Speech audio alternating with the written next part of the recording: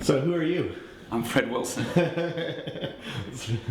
And one thing I've been getting around and talking to people about is the 2010 web, which Right. some people call Web 3, but I think I just don't like the term Right. Web 2.0, Web 3.0. I think Me neither.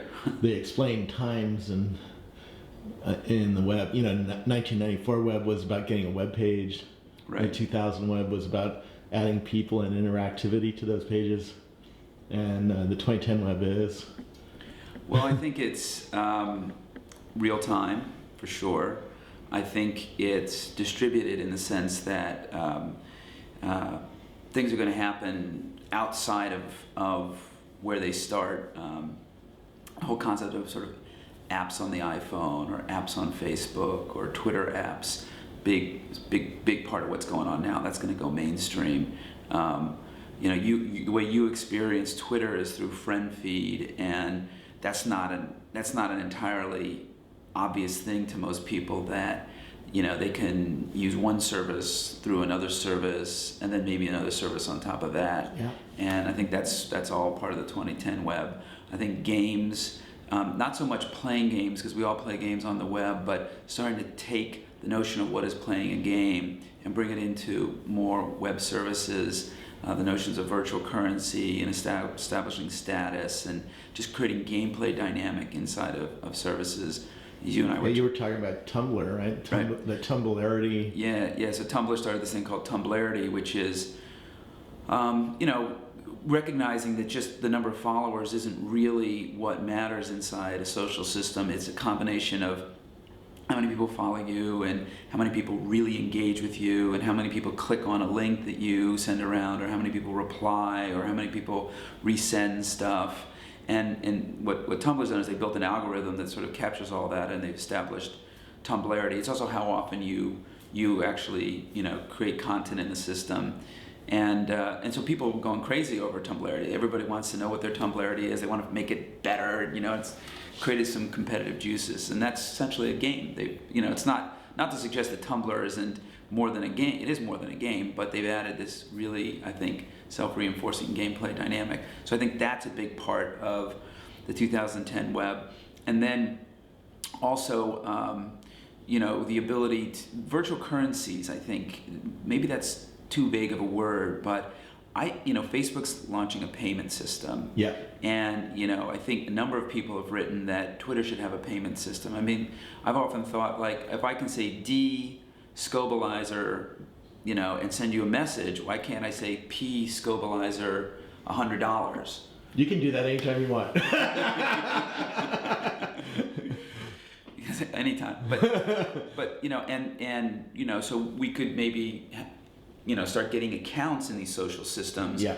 That maybe get some value, accretion from what we do in the system, and also allow us to use those accounts to move money around, much in the way that people do this already in Second Life, and people will start doing it in Facebook. People already do it in Facebook games. So these are all kind of things that I think, and mobile is another big part of 2010 web.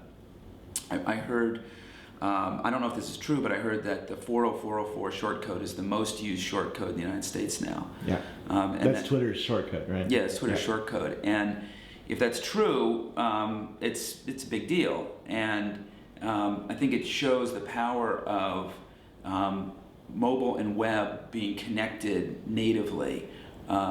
I pull out my phone, I tweet something, you see it on the web, or you see it in FriendFeed, which is also on the web, or you see it in TweetDeck. And that's a very seamless experience between mobile and web and desktop. Yeah. And in TV, obviously, should be another piece of that. And so that's all. I was just at Adobe, and they were showing off the new Flash player that does 1080p video. Amazing. And so now you can do a video with a camera like this one and distribute it to iPhones, distribute it to 60-inch TVs, to box users.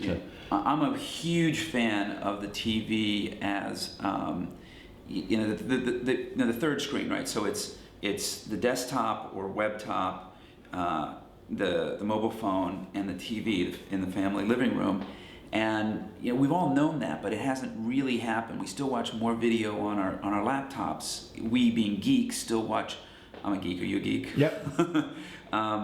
More video on our laptops than we do on our TVs, and that I think is going to change. The thing I really want is, how there's a Delicious Firefox plugin, so whenever you see a web page, you can just hit your Delicious plugin and it just that URL just gets posted automatically to Delicious. What I want is a video plugin, right, where I have a little thing on my browser. Anytime you email me a link and I see it in Gmail, or you pass a link to me in FriendFeed or Twitter, or I see a link in Facebook, or I come across a video, I just want to bookmark it. But I really don't want to bookmark it, I want to queue it. And then after I get home, at night, after the kids, dinner with the kids and homework, that hour-long time that I have for sort of lean back, linear video, I just want to go to my queue, which I've built up over the past day or two, and just boom, sit back and watch linear video. I can watch this video, and then the next thing is some funny clip somebody saw me, and then go watch Charlie Rose, and It's interesting. I was driving to pick up my son. Miriam was driving actually one day, and on a Sunday, and it was during one of the golf tournaments. And Twitter was going nuts about Tiger Woods, right? They said, Tiger just made the most amazing shot we've ever seen. Right. And it was just hundreds of them, right? And so that told me that there was something really interesting on TV, but I couldn't watch TV right then. I wanted to click a button and say, save that for me. Save that for me, and find that moment, because I don't want to watch the whole 2-hour tournament. Exactly. I just wanted to see that shot, Right. sort of like the nightly news, and it's really hard to do that, right? Right. So, and I think when we do that, when we create services like that microchunk video, that allow us to essentially queue up that video. I mean, we've seen a little bit with TiVo Remote, right? Like you can hear about something, and through TiVo you can somehow log onto the web and tell your TiVo to record it, but that's way too hard, right? We need to be as simple as you're seeing Tiger Woods hit an amazing shot in your Twitter feed, and you need to be able to do something right then and there, maybe through Twitter, and that goes and grabs that thing and puts it into some queue that later on at night you can sit back and there it's going to be for you. When that happens, I think video on the web is going to take off big time. Mm-hmm. How did you? So you've been investing in all sorts of interesting stuff like Twitter and Bitly, right? And Discuss. I'm not an investor in Bitly, but I'm a big fan of the guys who did Bitly. So that was John Borthwick and Andy Weissman at BetaWorks. Yeah. How did you get involved with Twitter? I was using it, and you chased him. I saw you on the blog. No. What happened was I was using it, and Ev wrote a post on his blog. This is why you got to read blogs. Ev wrote a post on his blog that said, we are going to spin Twitter out of Obvious Corporation. Obvious was the successor to Odeo. And I happened to be in San Francisco. I called Ev. He said, yeah, let's come in and talk about it. Turned out I couldn't come in that day. Our schedules didn't work. I flew back to New York. I sat down with my partner. I said, we should make this investment. So at the time, it was just the two of us. We now have a third partner, Albert, but at the time it was just Brad and myself. Next week we flew out there. We had a 2-hour meeting with Jack and Ev. Basically convinced them that we were good guys. Came back, called Ev. I said, what'd you think? He said, we liked you. I said, can I send you a term sheet? He said, yeah. I sent him a term sheet. Called me back the next day. He said, I think we can do this. We did the deal. Yeah. Where do you think, I could spend a whole lot in 2 hours just talking about Twitter. For regular businesses on the street, a restaurant, a bike shop, or a small manufacturing company, how do you think they're going to use the the Twitter, the friend feed, the Facebooks in the future? Well, I think that we need a lot more stuff built on top of these services. I see Facebook and Twitter and friend feed emerging as public channels. I call them public because it's a way for people to communicate with each other publicly, and the problem with those channels is they're really noisy, and I think we need services built on top of them. I think Facebook and FriendFeed and Twitter are building a lot of those services into their services, but I think way more people are building services on top of them, and I think there are going to be people who build services for the small guy, the local merchant, to be able to do what they need to do. There's a company called CoTweet that's here in New York that's building an application for businesses to engage on Twitter. A good example of that is we have a company called Clickable, which has built a service on top of the AdWords API. Yeah. So for small businesses who want to buy and sell, who want to buy AdWords, Clickable is a better interface for them. And there's going to be somebody who builds a great interface for the small business owner for Twitter. It could be Clickable. Actually, be a smart thing for them to do. But you can probably be somebody else just because they got a lot to do already. And that's the great thing about these open APIs, which is another big part of the 2010 web, is that services are going to be built on top of services are going to be built on top of services. And how we always have these layers, these stacks, and then the next layer comes, the next layer comes. That's happening faster and faster and faster, just like and developers are just building amazing stuff. I'm going to a meetup tonight in Brooklyn. 3 of our portfolio companies all make blogging tools, and they're having a blogging API meetup. So Discuss, Outside In, and Zamanta all have really cool blogging tools, all of which have APIs, and they're doing a presentation to developers who want to build blogging tools on their APIs and other APIs. And there's just going to be more and more of that. No, it's pretty crazy how the blog is changing. What I'm doing now is doing cut and paste programming, copy and paste programming. Exactly. And so on my blog, I have a whole bunch of widgets on the side, one of which is friend feed, one's a Google Latitude thing, one's a Facebook Connect thing, and those were just copy and pasted JavaScript. If you're a more adept programmer, then you can actually play with the APIs to build even something cooler, right? Right. And what people do is they build stuff for themselves. Yeah. And they put it out there, and other people like it too. Etsy has an API. Etsy's a really cool service for people who want to sell handmade goods, right? Yeah, it's an arts and crafts marketplace on the web is really the best way to think about it. And many of the sellers are women, and there's a small but meaningful subset of Etsy sellers who are married to geeks. And so a lot of them have said to their husbands or boyfriends, hey, could you build me something on top of the Etsy API?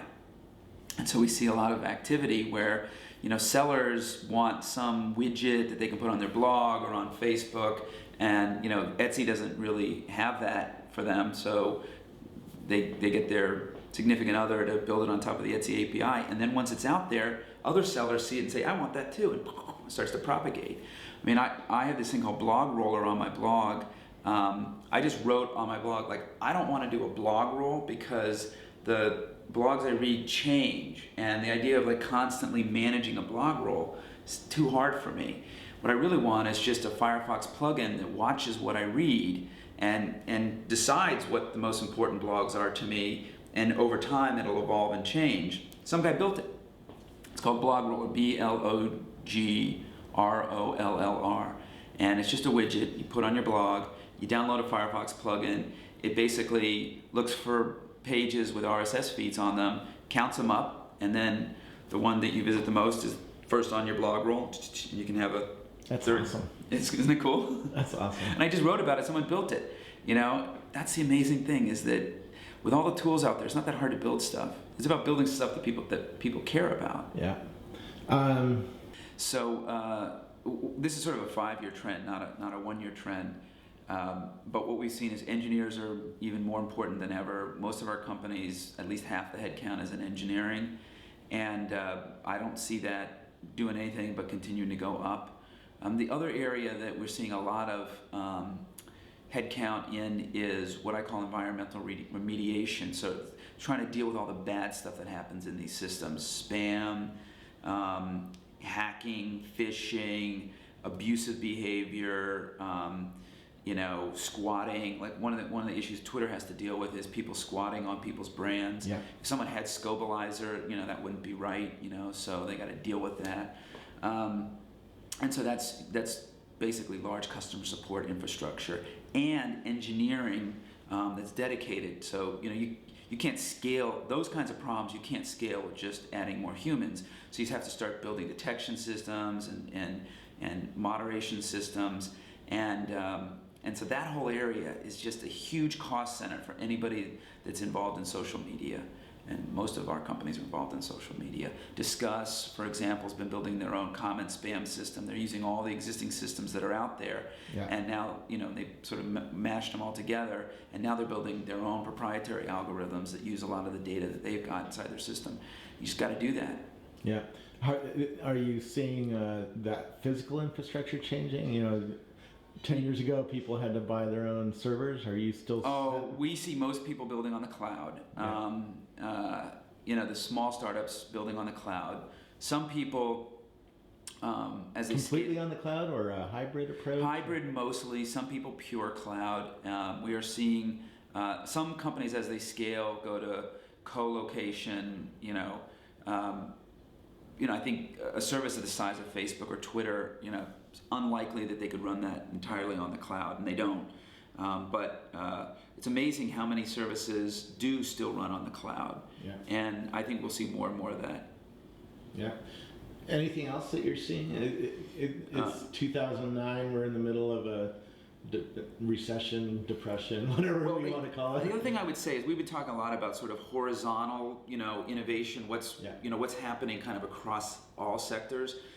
We're very interested in, a lot of what the internet has changed, disrupted, or whatever you want to call it, over the past 15 years has been the media business. Yeah. And we think that education, finance, energy, government, healthcare, those are all sectors that we should look for really disruptive internet services to evolve either into or build up inside of. We're particularly excited about education and energy and finance. A little less excited about government and healthcare, but we're looking across all those sectors, and there's lots of interesting innovation going on. Sometime in the next 10 years, there's going to be a revolution in education due to the cell phone. Yeah, not just the cell phone, but this whole homeschooling, unschooling movement, which I thought was sort of like the lunatic fringe, but it's starting to become more mainstream, and I think entrepreneurs are starting to build services for that movement. And that movement's just really hungry for any kind of service that they could leverage. And I think there will be businesses that will ultimately disrupt the entire education system that will start in the homeschooling and unschooling movements, because that's the place that they can get going first. Yeah. Tell me about the tool set you're using. What do I use? Yeah. I see you on Twitter all the time. I'm pretty old school. I'm very old school. Blogging. I'm the anti. I love your blog, by the way. It's one of the few that I read every day. It's, thank you. Pretty crazy. I'm very old school. I mean, I'm embarrassed to say that I use the Twitter web app and SMS as the two ways I interact with Twitter, which is pretty Luddite when compared to what's out there. I turned off SMS 3 years ago. But that's because I just couldn't deal with it, with having to manage that many users. So I still visit TechMeme every day and try to keep track of what's going on out there. I use Gmail. Just actually switched pretty much from Outlook to Gmail. It took me a while. I kind of forced myself to do it. I'm loving it now. What else? I don't use instant messaging very much because I'm away from my desk. I spend most of my day in meetings or like out on the road meeting people like you. And that's why Twitter works so well, isn't it? Because it can be you can do it while in between things. Right. Exactly. I noticed that the congressmen that I talked with who were on Twitter loved it because they could do it while they were going from session to session or from meeting to session. I snack on Twitter. Yeah. It's like I wrote a tweet over the weekend. My son and I were waiting in line at the shopping market, and we both pulled out our phones, and I went to Twitter and started catching up on Twitter. We knew we were going to be in line for like 2 or 3 minutes, so I'm catching up on Twitter, and he goes into he plays this game Mafia Wars on his iPhone, and he goes in and plays 2 or 3 hands of Mafia Wars, and we both snacked on our particular mobile app, and then it was our turn to pay, and we left. Yeah. The world really is like that, isn't it? I have a 19-month-old son, and he already knows how to turn on an iPhone, find his game, so he knows how to page through the apps. What's his game? Well, Monkey Ball. Monkey Ball, I think, is the one that he likes. Or Smack Talk. He loves that. It's little animals that you talk to the iPhone and it talks back to you with a funny voice. But he knows how to pick out his app and start it up It's and talk. amazing. You know. Amazing. Anyway.